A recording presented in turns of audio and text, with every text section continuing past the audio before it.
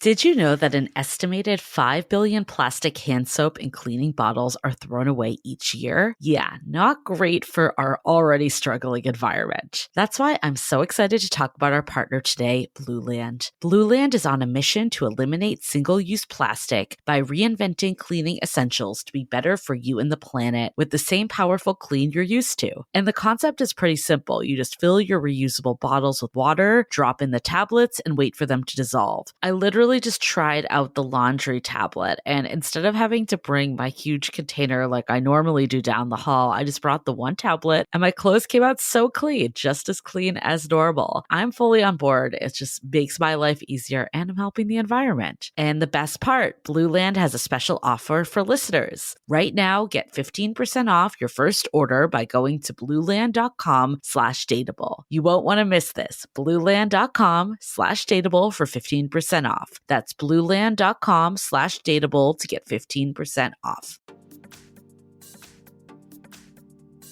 The Dateable podcast features real stories from real people of how they make modern dating work, or not. I'm your host, Yue, former dating coach turned dating insider, if you will. On each episode, you'll hear commentary from my producer, Julie Kraftchick, and other surprise co-hosts. This episode of Dateable is brought to you by 500 Brunches. 500 Brunches connects like-minded people with similar interests to meet in real life over brunch. You answer a quick questionnaire about your interests and how you spend your time, and then they'll match you in small groups of 6 to 8 at a brunch spot in San Francisco. Get a free entry into a brunch now by signing up at 500brunches.com and using the code DATEABLE. Welcome to another episode of Dateable, a show all about modern dating. I'm so excited because today we have a remote guest, which is not very often that we do on the show, but for her, it's worth it. Her name is Chelsea White. Hey, girl. Hey, ladies. How's it going? We're so good. That was very high pitched. I don't know where that came from. I liked it. I was just so excited. That's my Skype tone. That's my Skype voice. You know, you got to overcompensate when you're remote. Exactly. I have to over emote so you guys feel it on the other side of the country. I feel it and I see it. My cat feels it. He's sitting beside me and licking his butt, so he really feels moved by it all. Loving it. So Chelsea's calling us from New York. I'm going to give a little background about Chelsea, and I have a little surprise for you too, because I did a little internet stalking and found some stuff. So Chelsea is 35 years old. She's currently in a monogamous relationship. So her bio is just so impressive and kind of long, so stick with me, everyone. She's a comedian, host, and a producer living in New York. Currently, she's the host of the web series Show Me Your Kitty, Pretty Little Liars podcast called Cabernet and a dating podcast called Ghost as Stories, and a writer and producer of the hit MTV show Girl Code. Now, I'm going to stop you there because my friend Alana Becker was on that show. Oh my God. And you know what's so... Alana is such a key to so many people that I've connected with. That's so funny. She's awesome. So because of that connection, because when I saw that, I was like, oh, I've totally heard of your name. Turns out we have 11 friends in common on Facebook. God bless Facebook. Right? I think we have the same agent in New York, which is Mark Turner. Mark Turner! Yes! Shout out to Mark! And then a third group, which is an even more interesting set, is that you're friends with our past guest, Madison Perry. My angel. My angel. We love Madison we used to run a show together. We used to produce a show together with our third co-producer, Ala Patel, called New Young Comedians, because it spells NYC. Oh, we're so cute. What a small world, right? That's so funny. I went to high school. I love it. I went to high school with Madison Perry. And then I found that I went to college with Madison Perry. We need to stop this podcast and just offline about Madison Perry. Right? We're just having like a Madison orgy right now. This and if anyone doesn't remember, Madison Perry's episode was in season 2. And it was Love, Sex, and Burning Man? Yes. And we talked about his book. Have you read his book, Chelsea? I have several copies right here. We both loved his book and thought it was hilarious. But also, we just love that it was from a male perspective of his dating journey. It was For sure. It was a great episode. So you should go back and listen to his episode. He's hilarious, obviously, but just anyway. This is I mean, funny. I feel like now we're just all old friends. I know. So now that sets a great tone for the rest of the show. Now it's time to get I feel personal. Let's get personal. Let's get personal. I'm not done with your bio here, so Oh God, the people don't need to know. I love cats. That's it. Chelsea's been on TV shows such as, we talked about Girl Code on MTV, TLC's What Not to Wear. I hope you were What to Wear, right?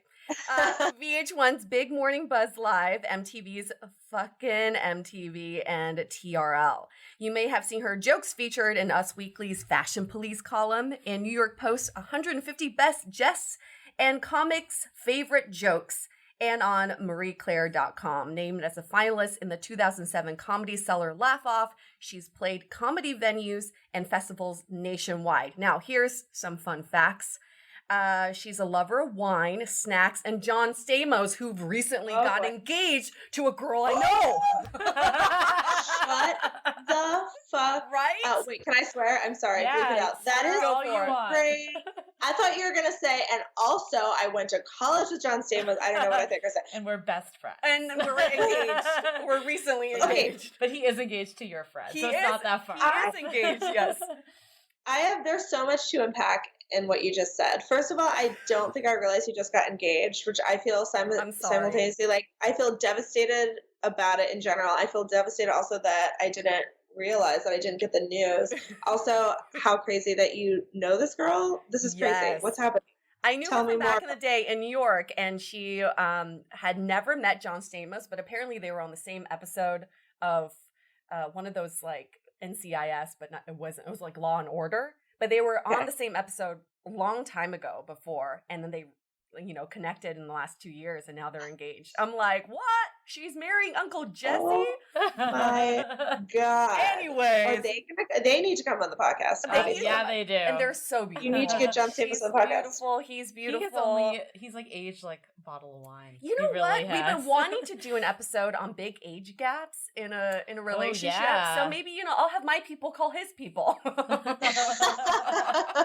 You should. But speaking of our people, let's talk about what we're really here to talk about, which is dating with Tourette's. What? Yes. Our Oh my listeners are gosh. like, whoa, I did not think that's where I was going to go. Also, thank you for reading my apparently 11-page long bio. That was very lovely. I was like, Well, oh, so Jesus impressive. Christ, I'm such a narcissist. Like, does that on my website? But Chelsea, why don't you talk about yourself? Tell us about your history with Tourette's. Okay, so I have Tourette. I was diagnosed officially, I guess, when I was like 4-ish. My parents noticed that I was doing some tics, such as squeezing my eyes shut, squeezing my fingers shut, sort of nodding my head and shaking my head, and just doing, like sniffing my nose and things like that. And they would ask me about it. And of course, I'm like fucking 3. I'm like, I don't know. I'm doing these things. Like, why are you not? You're just like, I don't know.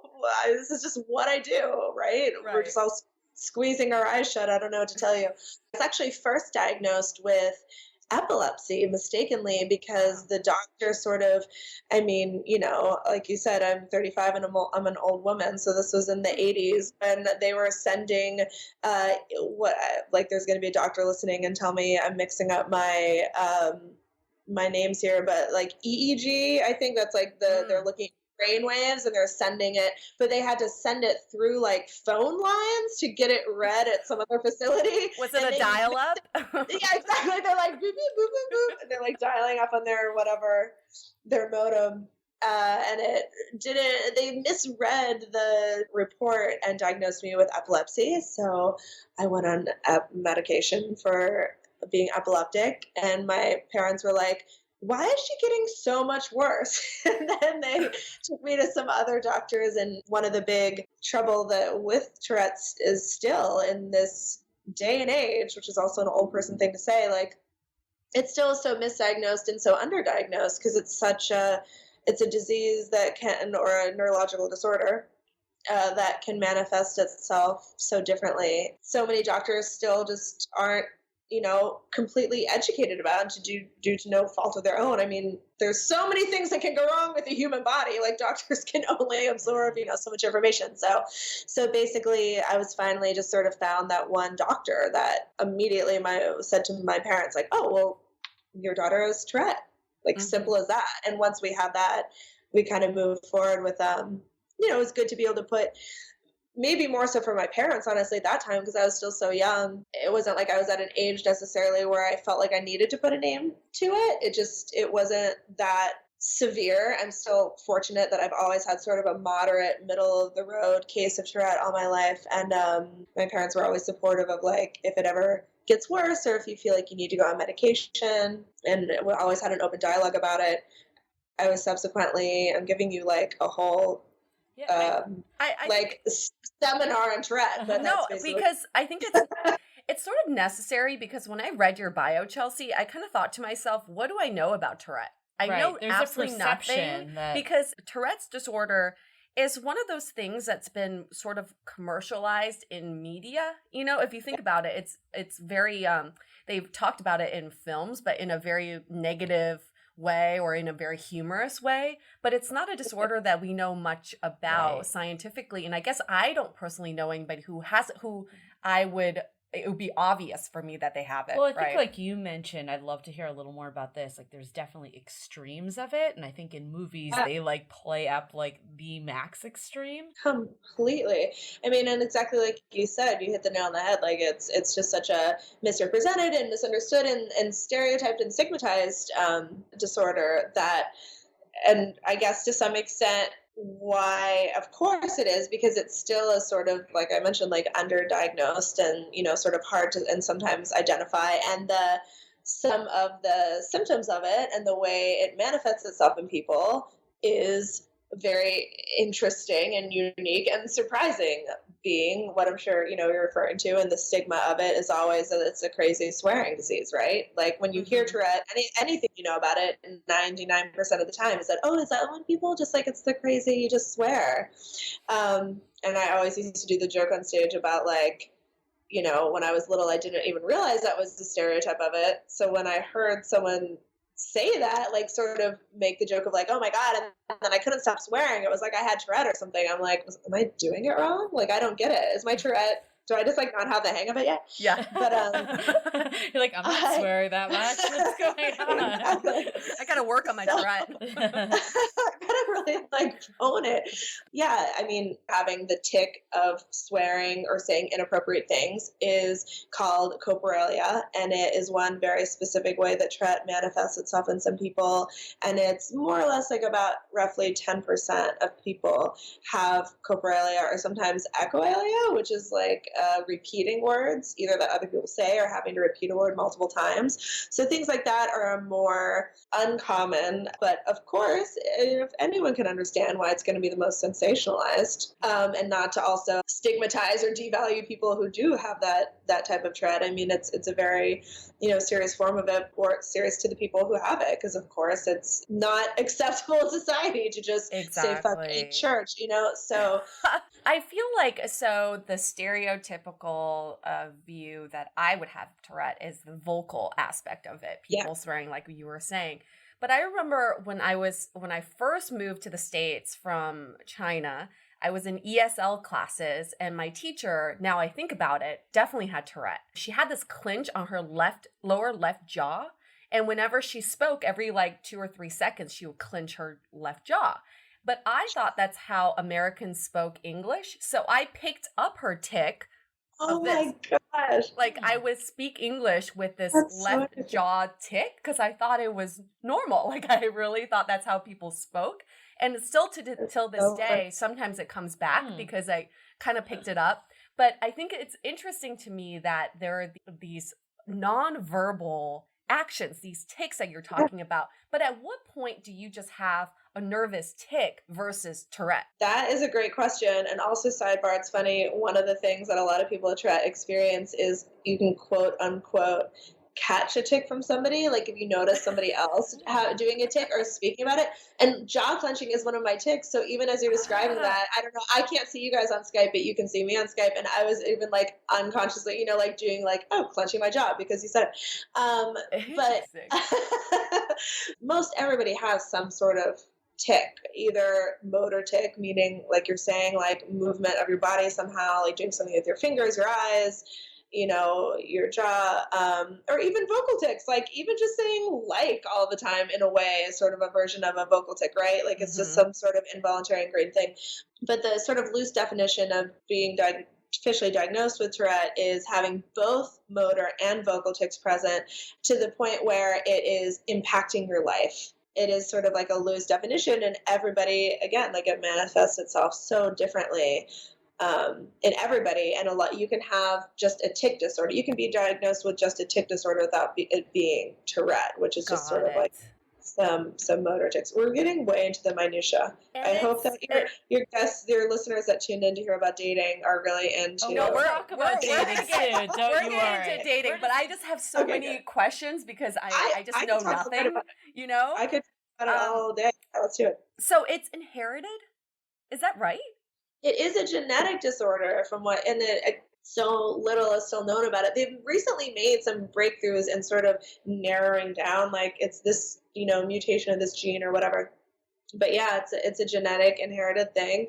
I don't know. I know that I have a cousin a few times removed who has a fairly severe form of Tourette that I've only met a couple of times at like large family reunions, you know, that you have every whatever, like 10 or 15 years. My sister has like maybe a handful of just sort of tics that are in no way, you know, consequential in her life. And my mom has OCD, which I also have OCD, and OCD and Tourette are on the same sort of spectrum and the same family of neurological imbalance. So, and as is autism, as is executive dysfunction, as is anxiety, ADHD, there's all sort of this cluster of this family of what they call comorbids, which mean like just two existing, you know, chemical imbalances at once. Every time you have Tourette, you have something else, which also is what makes it so tricky to diagnose, because it's a chicken and an egg.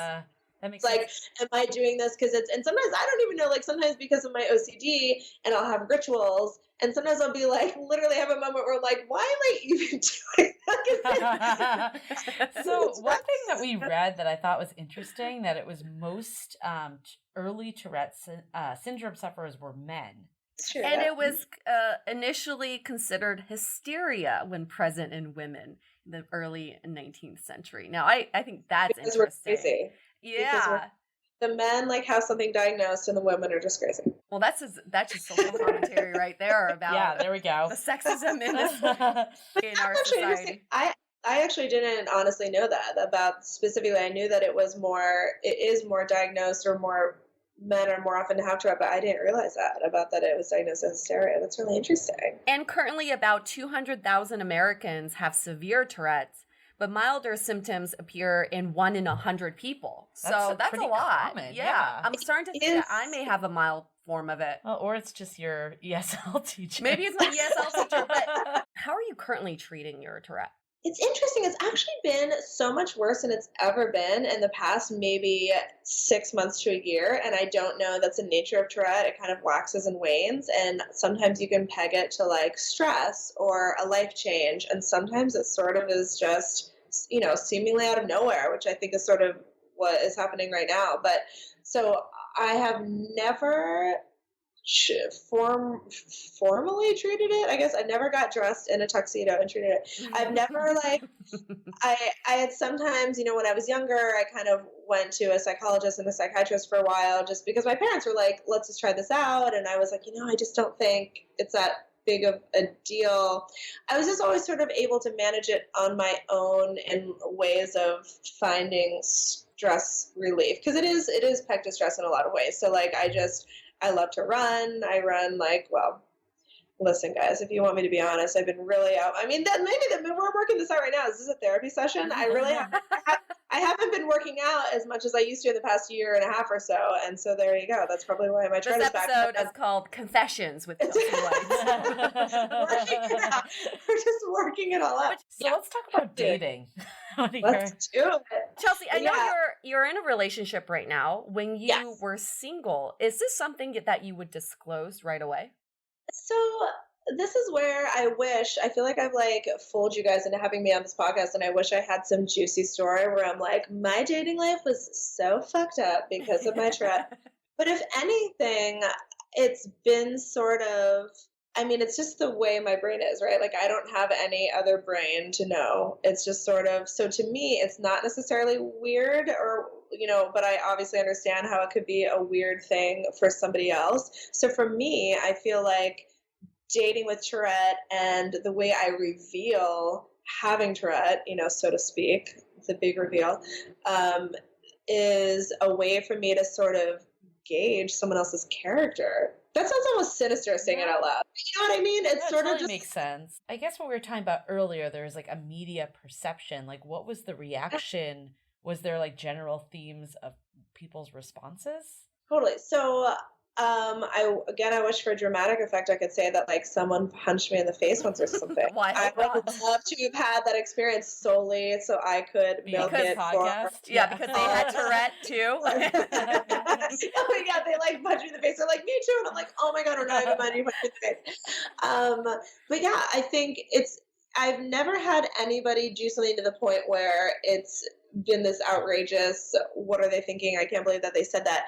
But you can definitely put people in the categories of like, you can tell when it makes somebody uncomfortable just because they're that type of person that has to make fun of something or have a reaction, or they feel uncomfortable, so they say something that makes you feel uncomfortable because they just don't know how to be a person. Do you know what I mean? Yeah. Like when someone doesn't know how to just absorb, they feel like they have to make, like, I mean, anytime I've mentioned it, if it's a first date or whatever, dating somebody, where they automatically bring up the stereotype, not in a way of like, oh, you know what, that's interesting, I don't know a lot about Tourette, all I know is this, but all I know is that it's a swearing disease. That may or may not be true, tell me about it. That would be a fine response. But the people who are sort of like, oh, so are you walking around swearing all the time, it's like, obviously Yeah, that's insensitive. like, you can tell exactly. And so it's just sort of, also I thought I was having a stroke because one of the light bulbs in my overhead light just burned out and it flashed before my eyes, and I was like, is this the end of my life? Well, good thing you don't have epilepsy. Exactly. Thank God for that. Hold on. What's happening with Chelsea on the other end? So in what way does Tourette affect your dating life? Sure. So, I mean, if anything, I think it does allow me to sort of get a judge of someone's character right away, and you can kind of tell the type of person they are. So if they're only wanting to sort of make jokes about it, and again, it's like, that's fine. If people want to make jokes about something that's uncomfortable and that's your personality, that's just not a personality that jives with mine. I want to be able to have just an honest, open conversation with somebody. But if anything, it's sort of connected me to people in some way. So, I've had several experiences where people have it's been a conversation starter where people have said like, oh my God, my brother has Tourette, or, oh, I had a coworker that had Tourette, da, da, da, da. Or even similar to what you guys were saying, we're like, sometimes I've wondered if I had Tourette because, I had this experience or this thing or whatever.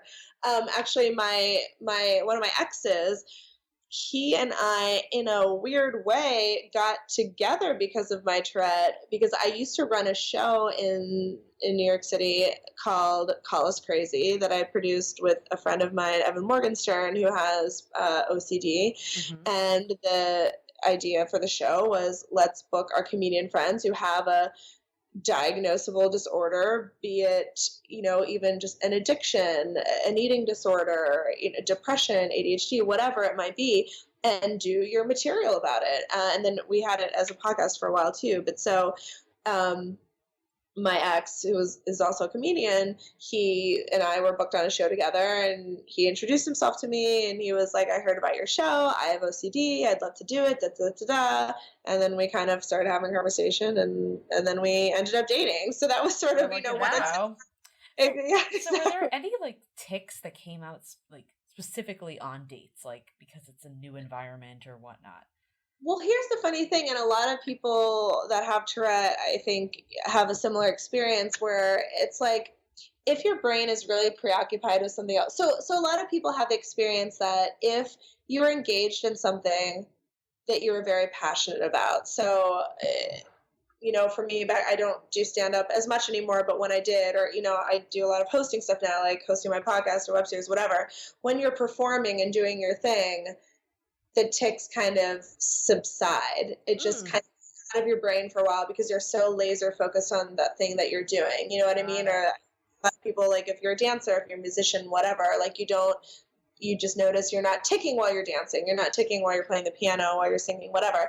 And so I think dating in a way is in that same box of like, you're sort of performing, I wouldn't say it's passion I'm me personally passionate about. I mean, it's sort of a nightmare in a lot of ways, but you are in that performing mode in a way. You know what I mean? Like you're sort of trying to be the best version of yourself, or you're focused on, in a way, performing as yourself. You know what I mean? Right. And often, the tics won't come out until it gets a little further down the road. That's why a lot of times I will, and I don't force it by any means, but if it's, first or second date very early on, if, I will just, even if my tics haven't been apparent in any way, just an interest of sort of bringing up things about myself.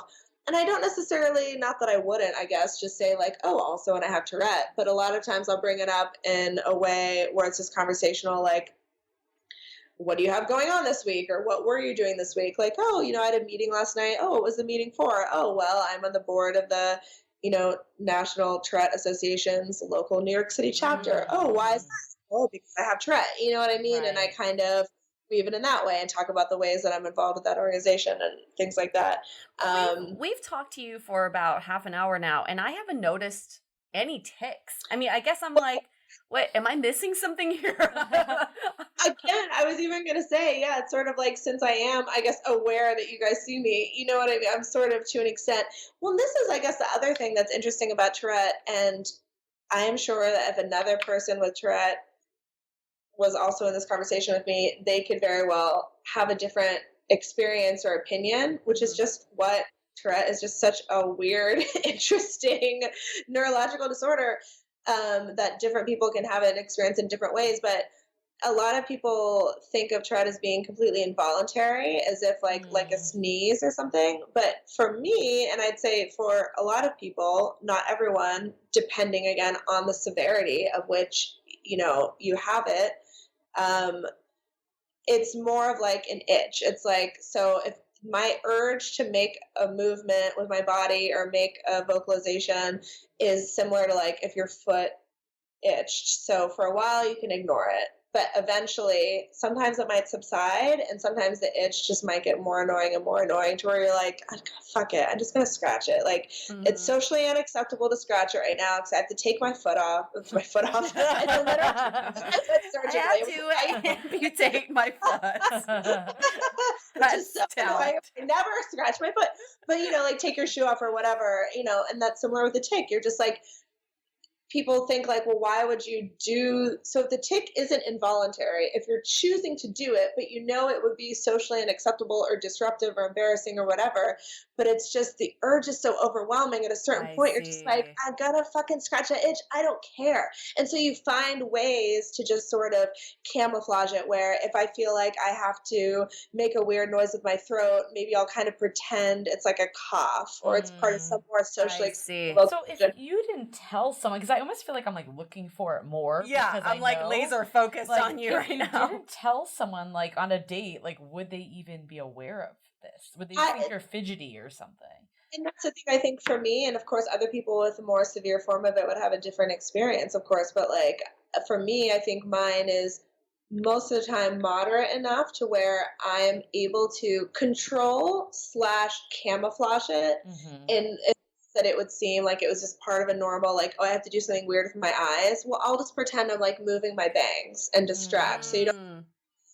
And so it's a combination of being able to control it for that short time / camouflage it, or also even you wait till they go to the bathroom for a second, or I go to the bathroom. Yeah. And I kind of my ticks out. It's like that sort of dance. And so I would say for me personally, I don't think people would notice it. But of course, I know lots of other people dating in my age that have it, more severely, where they don't have the ability and the luxury to control the same way that I can control it. It sounds like I'm like harnessing a superpower. I'm like, I can control my powers. It's not like a superpower. Like it's a spectrum of severity. Definitely a spectrum. What about in the bedroom? Yeah, I was gonna ask. Let's get juicy here. You guys are asking. That is, I mean, I would say it's a similar combination of when I'm focused on just doing the sex. Is that how the kids say it? I'm just doing the sex. I'm sort of focused on that, and I don't think as much about it. But 100%, especially, I have sort of like, I'm trying to think specifically. This would be I wish we could like phone a friend, like dial in my boyfriend right now and be like, do you do weird things that you're like, what is she doing in the middle of sex? Him. Do it. I mean, I can't. Call him. I'm going to call him right now. He'll never answer. He's probably, he goes to bed at like 9:30 at night. Oh, is he like 80? Are you dating a much older man? He's like 6 months younger than me. I'll put him on speaker. We'll see what happens. But while we're calling, I think I do some very minimal, like maybe I will make some sounds, or like I have a thing where I'm always like sort of nodding my head as a tick. So sometimes, I mean, that one doesn't seem weird in the bedroom, right? Like, guys will like it. She's really using it. It's something I don't want. Yeah, and I'm saying like, no, but I'm nodding yes. Yeah. Baby, not good for consent. Baby, did you come yet? Yep. Over and over again. Oh. No, he's definitely he's just maybe he'll call us back though in the time. Okay, we can get the deal from him again. We can email him individually. I mean, I'll definitely follow up with you guys. That's a great question. I would love to know the answer. So I guess speaking of your boyfriend, what was his reaction to all this? So for him, we were dating for about a month. This was like a more unusual situation because, like I said, I feel like and maybe not even try, like it's forced conversation. It's just like it's a part of who I am. So I feel like it usually comes up organically fairly early.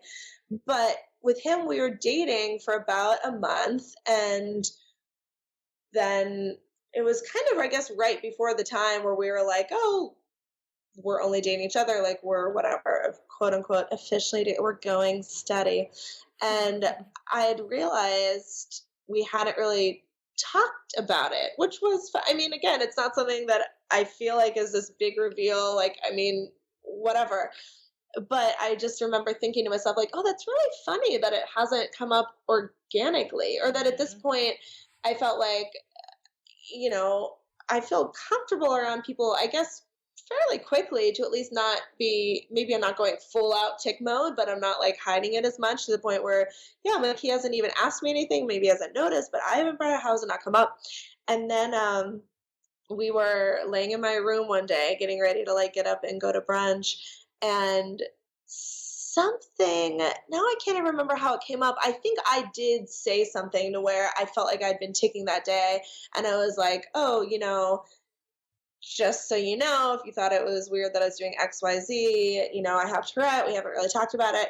He's like, oh, yeah. He's like, I'm glad you brought it up because on our second date, like I was definitely internet stalking you and saw all your YouTube videos about having Tourette and just wondered. I brought it up, but he was like, I didn't know if I should ask because I thought like, A, I'm myself for internet stalking, and B, I thought like, I mean, that's your story to tell, whenever you want to, but I just thought that was funny. So he like knew the whole time and was just waiting for me to bring it up. I think it brings up a point, like, when do you disclose this stuff? Because I feel like there's one side, like, you don't want to hide it too long because then it almost like feels like misleading. But then the like other side, like we're saying, we're like looking for it because we know. And like, is it better to like get to know someone a little before like necessarily saying it? Or does it not even matter because it's not even a big deal? Like, I guess, what's your thoughts? I mean, I think it depends on, of course, since I have the luxury of maybe not having to disclose it and put all my cards on the table in that way, just because I can control it a little bit more than maybe the next person. I I guess I don't think, whereas like, I guess what I'm saying is someone else who doesn't have that choice, just some people don't have a choice whether or not to disclose it because it's obvious. And then people like me, I guess, that do have sort of a choice. I don't know if it is. That's interesting. Do I think it's misleading? I guess it's just the way I guess I would think of it as maybe misleading, or like, is it weird when you've crossed a threshold to where why haven't you brought it up yet, would just be that it is a part of who you are. And there's a certain extent where you've reached a certain amount of intimacy where I think any type of reveal like that would be like, well, that's so weird. Why wouldn't you have told me that before? Because it's such a part of who you are. Do you know what I mean? I'm trying to think of another example. Like it would be the same thing if you were, well, I think of like, if you know, it's like, oh my God, how have I been dating you for 3 months? I don't know you have a twin. It's one of those, it's like, well, it doesn't necessarily matter, but it's just like, it doesn't really affect your relationship. But I think about some of the more mainstream disorders like OCD and ADHD. I feel like people joke about that sometimes on their dating profiles. I'm borderline OCD, or I definitely have ADHD. Those are usually the people that don't have it. And but normally people who don't have it, it's almost like they're stealing your thunder in a way. Because it's like, if you really do have it, you know, hello, don't try to pretend. So I guess it's like to a point of, you know, if you really did have OCD or ADHD, when would you reveal that or disclose that? If I'm putting myself in the other person's shoes, like if I were dating someone, pretty new relationship, and they had OCD, like diagnosed OCD, when would I want to know? I guess it's not, I wouldn't really care when it was disclosed. I don't think so. I think it, like you said it, like Chelsea, like I think it's like building the intimacy with someone. So it's hard to give like a hard, fast rule of like date 1 or date 10. Like I think it all probably depends on how like much you reveal about yourself in general. Like sometimes you reveal a lot about yourself and sometimes you don't. Yeah. I guess like Tourette is more of a outward sort of, you know, like if you think about it, because OCD is more inward. You do it on, you have these rituals you do. ADHD is something that you can pretty much suppress or, you know, like manage. But Tourette, I guess we have the stereotype that Tourette is outward and it's uncontrollable. So I guess it does make sense to reveal and disclose earlier, just to set some of those myths at ease and say, it's not something that I'm just going to like, you know, explode and say something or embarrass us in public or something like that. Totally. And to manage exactly, just like giving the person the ease of like, hey, if you're wondering why I'm doing this, you know, socially strange thing, or you know what I mean, like this socially unacceptable, or like in what we would consider whatever normal or not normal is thing, saying like this is how to contextualize it, you know. But you're right, it's like, and now we'd get into the nuance of like, is it, of course Tourette affects, you know, is part of who I am, and it does to some extent shape my personality for sure. I would like to think in some ways just giving, you know, me more a sense of empathy.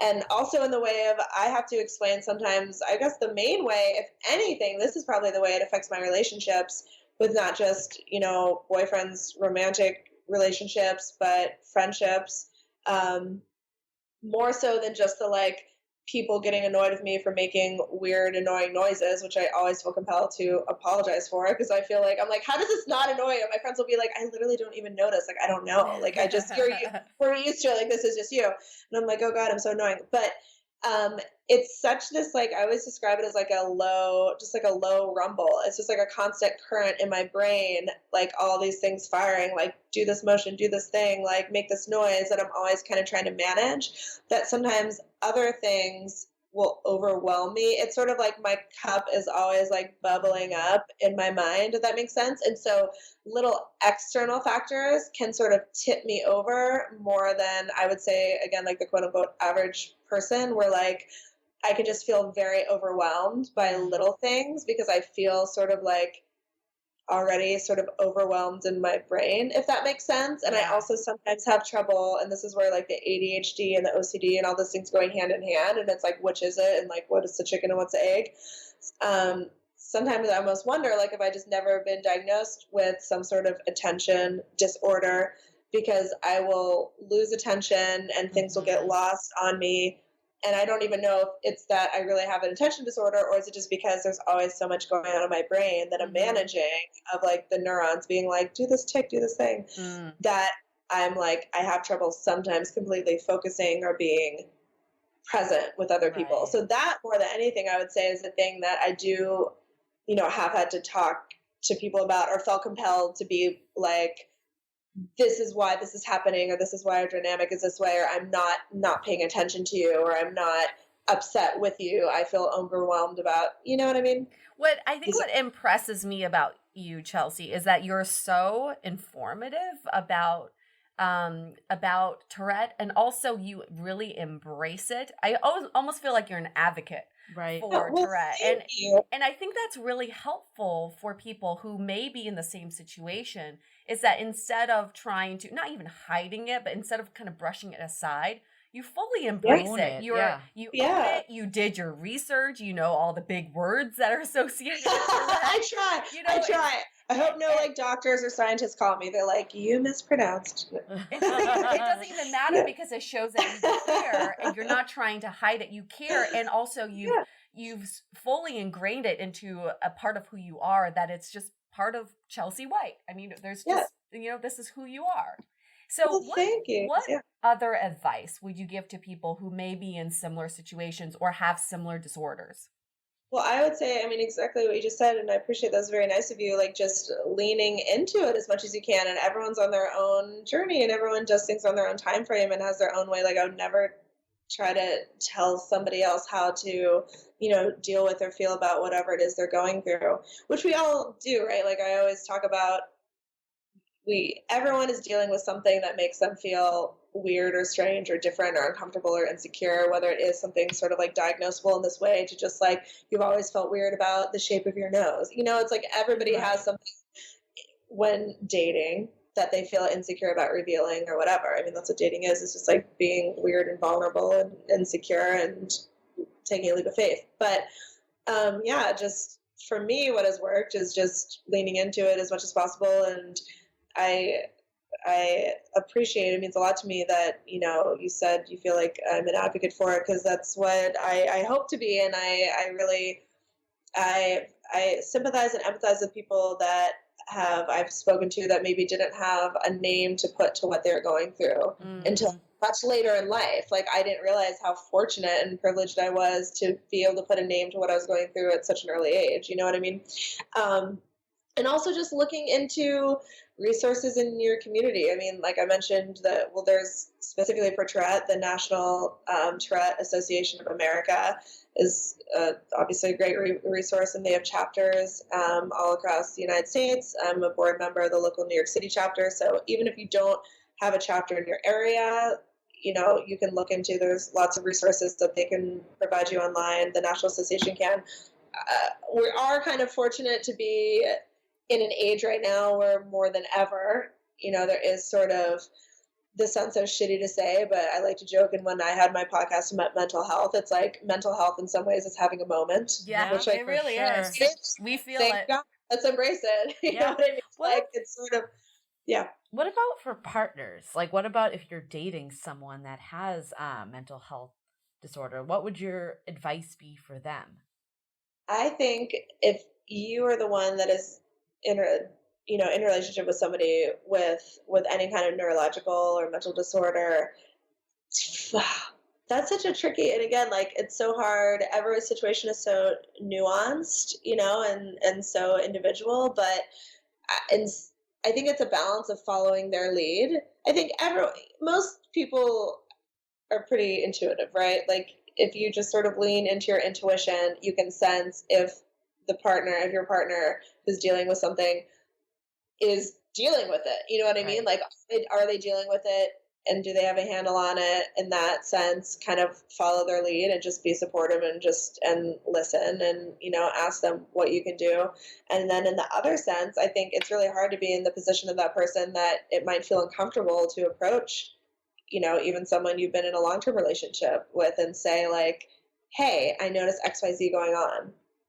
Do you want to talk about it? You know what I mean? Definitely. Like, what about just like reading, like some of the resources you mentioned? Like, is that helpful to like at least get an idea of what someone may be going through? Or I mean, I guess the downside of that is if you Google and just get like stuff that's just not even like accurate, like then it could even be worse. Well, 100%, all the misinformation. Yeah, I mean, I think like in that instance, and again, like your partner going through whatever he or she's going through is the best resource. And I think just sometimes, and I love like, I think sometimes people can feel uncomfortable asking questions because they feel like I don't want to be rude. But I mean, of course, again, if someone's being like, well, that's weird. Why are you? I mean, you can obviously, there's a thoughtful question and but I love when somebody asks me like, oh, well, what does it feel when that's happening? Or, what do you think about in this way? And exactly, what we're doing now. Like, I think asking questions makes the other person feel like, whatever, validated and cared about. So I think, in terms of like reading and stuff like that, it's just like, your partner is the best resource, and then asking them also, like, what would you recommend, of like things I could read or whatever. But then there is also just the other side of like, if you feel like they're not accepting or recognizing what it is they're dealing with, being able to be strong enough to say like, hey, I think should we both go to like a therapist? Should we both, you know what I mean? And helping them navigate that to some extent, I think what really stuck with me when you were describing the foot itch, and I think that comes with asking the right questions as a partner. Explain your condition in a way that I would understand, right? What would I find relatable? And when you explain the foot itch, I think like that totally just did it for me, because I get it's like you can control it and you can suppress it, but sometimes it feels so fucking good to just relieve it. And if I were a partner and I heard this, it would help me be more empathetic towards the situation and think, oh, I've had that scenario happen to me before and I totally get it now. Any other takeaways that we can think of from Chelsea's story? I think for me, I mean, just going to general dating, we all have these tics, whether they're medical tics or they're not. We all have these tics in our lives that we've been coping with, we've been dealing with. We have these behaviors, we have patterns that we do. And one of the ways is, by being with someone, a new partner or a partner in general, this is a stranger that you are just now meeting, and all of a sudden you're creating a life together. Obviously, they don't know everything that have these pre-existing conditions that you may have. And they may bring out these insecurities out of you, I mean, unintentionally. And I think it goes back to that communication of saying, like, one, I recognize that this is something I've been coping with my whole life, but I realize I need to educate you on what I've done, what I've been going through. And two, I think it's about creating that empathy towards each other. Your partner has equally as extreme situations that may not be the exact same, diagnosis, but at least you can create that open dialogue. Right. Absolutely. I think my takeaway is like what you said about just like how this maybe makes you not as present or kind of has like just other effects that aren't necessarily what you would think of. Like, I think just more empathy for people in general. Like, I think sometimes we're quick to judge people on dates and you don't really know what's going on with them. So it's like, just instead of being like, oh, they were like zoned out for a minute, they must not find me interesting. Like, stepping back and be like, there could have been 100 different reasons like why that happened. Like, that's a great takeaway. Yeah, completely. Yeah, exactly. But if that does happen on a date, I think there's nothing wrong with bringing that to light. I realize that you're a little bit distracted as something else on your mind. You want to talk about it versus going home and judging to yourself. Like, I can't believe that. Or dismissing them and being like, oh, there's someone else on Tinder. I don't need to keep seeing them. Like, everyone has their own journey that they're going through. And it doesn't hurt us to just say something. 9 times out of 10, your narrative that you create in your mind is going to be so much more severe than the actual reality, Right. Absolutely. Yeah. And I think like the asking the questions is a big one. Like we keep talking about, like to your point just there, like thinking about the most severe situation versus what the reality, but then also I think it does help with the connection too, because like if you ask inquisitive questions, then it can bring you closer in a situation like this too. And so on that note, I do have a question for you. Is it Tourette or Tourette's? I'm still confused. I'm confused. I feel like It was named after, I think, the scientist that like discovered it or like whatever. So his name was Tourette. So it was Tourette's, like possessive, like Tourette apostrophe S.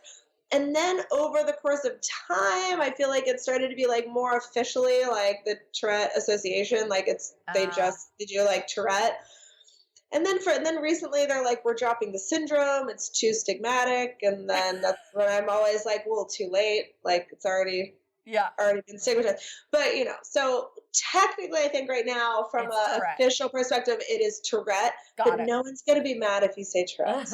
But it doesn't hurt to ask the question. Yeah, exactly. Yeah, I appreciate the question. And I think my other takeaway was like the earlier thing that you said, that's almost like a filtering system to see how someone reacts to things. Like, I think, like you were saying, it doesn't have to be a mental health thing. It could be body image. It could be like your nose, whatever it may be. It could be 1,000 different things. But like if someone just like makes jokes and doesn't like try to get to know you for you, then it says a lot about the other person as much as whatever you're going through. Exactly. Definitely, yeah, because we're all revealing some multitude of things at some point, so this is just my thing. And after we finish this podcast, you're going to reveal to us your tics in the bedroom. We're still going to get to this, right?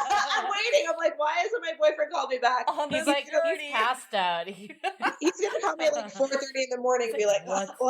Are you called? What's happening? It's like, why'd you call me 20 times? Are you okay? Like, these dateable girls just want to know what I'm like in the bedroom. We need to know. Okay, we're going to wrap this up. Chelsea, I know you have a dating podcast called Ghosted Stories, which is like scary dating stories told by real people. What's just very quickly, one, where can people hear your podcast? And two, what's a recent really scary story that was told on the show? Yes, you can check it out, ghostedsoriespodcast.com. But I mean, look up Ghosted Stories on whatever your podcast listening device your favorite is. And oh my goodness, we had one very recently, a guy that acted like the girl and him were in a like 3-year long-term relationship after a handful of dates, and then ghosted. Oh, that's the future fake. Yep. Maybe he had Tourette. Who knows? Maybe he had Tourette and he got overwhelmed. We'll never know. You'll never know. I mean, we might know. We can probably find him and ask him, but it's beside the... We'll call him after your boyfriend. We get a list now. And Chelsea, if people want to reach out to you, how can they find you? Yes, please. I'm the Chelsea White on like all social media platforms, not because I'm an asshole, but there's some other woman in England already that is like some model, and she already took all the just Chelsea Whites. So I'm the Chelsea White. Yeah. Chelsea White. The one and only Chelsea White. The one and only. Forget the others, yes. Fantastic. Well, thanks so much, Chelsea. When you're in San Francisco in December, let us know, and hopefully we'll connect you with some of our listeners and some of our previous guests. Yeah. Ladies, thank you so much. No, thank you. Awesome. Now go to bed. It's late in New York. But first, stay dateable. Your action item for this week is to stop and think about the journeys that other people may be on. Everyone's on their personal journey. You have no idea what's going on in their life. So let's exercise empathy and ask lots of questions. Be curious. Science already shows the more questions you ask of someone, the closer you'll feel to them. Also, follow us on Instagram as we're about to announce the details for our upcoming holiday contest. Our handle is @DATEABLE_podcast. If you didn't know already, in our off-season, we launched a premium series called the Why Series, where we dissect, analyze, and offer solutions to some of the most common dating conundrums. We've had some great feedback on how actionable these episodes are, so check it out on our website under the tab Why Series. Or you can now buy directly from iTunes Music. The most efficient way to meet new people is a combination of online and offline. 500 Brunches has your offline covered. Connect over brunch with new friends. Come alone or bring a buddy. There is always a table full of friendly faces, mimosas, and eggs Benedict. Sign up at 500brunches.com and use the code DATEABLE for a free entry. To connect with us, visit dateablepodcast.com. You can also find us on Facebook, Twitter, and Instagram, all under Dateable Podcast.